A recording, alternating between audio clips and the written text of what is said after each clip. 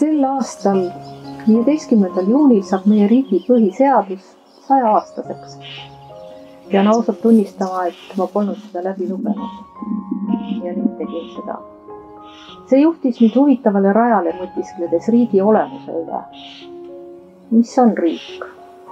Minu jaoks on riik tema rahvas, inimesed. Inimesed on aga perekonnad. Meil kõigil on isa, ema, vanaisa, vanaema ja nii edasi. Inimest ei ole olemas ilma perekonnata.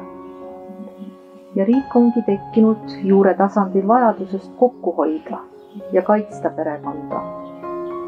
Perekond tagab riigi kestvuse ja vastupidi, riik oma põhiseadusega tagab perekonna heaolu ja kestvuse. Riigi rikkus on tegelikult tema lapsed, uued ja uued põlvkonnad.